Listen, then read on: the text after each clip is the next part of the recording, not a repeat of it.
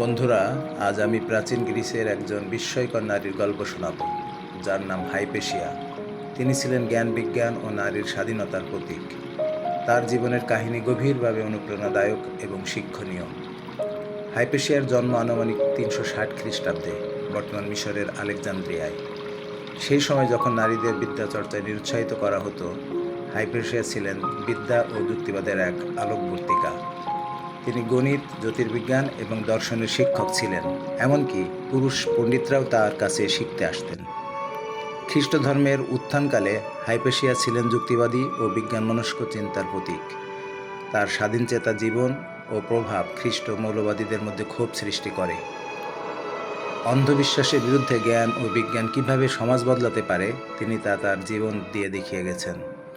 নিজের আদর্শ থেকে একটুও না সরে দাঁড়ানোর এক উদাহরণ তিনি। যে সময়ের কথা বলছি সেটি হলো 4th শতাব্দীর মিশরের আলেকজান্দ্রিয়া। হাইপেশিয়ার পিতা ছিলেন থিয়ন। আলেকজান্দ্রিয়ার শ্রেষ্ঠ গণিতবিদ ও দার্শনিক ছিলেন তিনি। শৈশব থেকে হাইপেশিয়ার ছিল অন্য শিশুদের চেয়ে আলাদা স্বভাবের। পুতুলের চেয়ে ত্রিকোণমিতি ছিল তার খেলার বস্তু।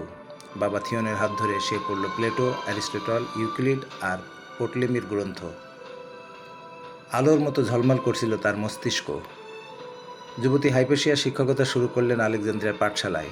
সাদা পোশাকে, খোলা চুলে, ঠোঁটে শান্ত অথচ দৃঢ় ভাষা। ছাত্রদের কাছে তিনি ছিলেন দেবীর মতো। তিনি পড়াতেন গণিত, জ্যোতির্বিদ্যা আর প্লেটনিক দর্শন। তার ছাত্রদের মধ্যে ছিলেন খ্রিস্টান, ইহুদি ও হেলোনিস্টরা, কিন্তু তাদের সবাইকে তিনি যুক্তি আর মানবতার পথে একত্র করতেন। এই সময় আলেকজান্দ্রিয়ার রাজনীতি পাল্টে যেতে লাগলো। রোমান সাম্রাজ্যের খ্রিস্ট ধর্ম প্রতিষ্ঠিত হয়েছে এবং নতুন বিশপ সিরিল ক্ষমতায় মঞ্চে উঠে এলেন। তিনি চাইতেন শহরের প্রতিটি কণাও যেন খ্রিস্ট ধর্মে রঞ্জিত হয়। কিন্তু হাইপেশিয়া ছিলেন এই যুক্তিহীন আধিপত্যের প্রতিবাদী চরিত্র। তিনি ছিলেন গভর্নর ওয়ারেস্টেস এর ঘনিষ্ঠ, যিনি খ্রিস্টানদের চাপে থাকলেও ধর্মনিরপেক্ষ ছিলেন। এতে করে হাইপেশিয়ার উপর চেপে বসে সন্দেহ। সবাই সন্দেহ করতে থাকে, হাইপেশিয়া তাহলে কি খ্রিস্ট বিরোধী?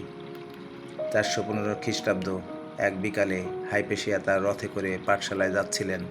হঠাৎ একদল উগ্র ধর্মান্ধ ভক্ত তার রথ থামিয়ে টেনে নামায়। তাকে নগ্ন করে টেনে হিঁচড়ে নিয়ে যাওয়া হয় এক চার্চে। সেখানে টালি ও ঝাঁটা দিয়ে পেটানো হয় তাকে।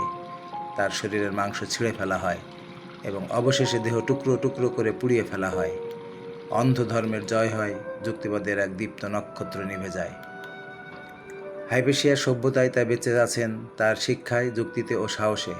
তার মৃত্যু একটি যুগের সমাপ্তি হলেও তার জীবন পৃথিবী জুড়ে অগণিত নারী ও জ্ঞান সন্ধানীর অনুপ্রেরণা হয়ে ওঠে। হাইপেশিয়ার জীবনের এই উপাখ্যান আমাদের শেখায়, সত্য জ্ঞান কখনো সহজ পথ বেছে নেয় না। নারীর প্রতিভা কোনো সমাজের দেয়ালে আটকে রাখা যায় না। যুক্তিবাদ ও সহনশীলতা ছাড়া সভ্যতা অন্ধকারেই ফিরে যায়। আশা করি গল্পটি তোমাদের ভালো লেগেছে, তোমরা অনুপ্রাণিত হয়েছ। আরও এই ধরনের গল্প শুনতে এই চ্যানেলটিকে তোমরা সাবস্ক্রাইব করে রাখো।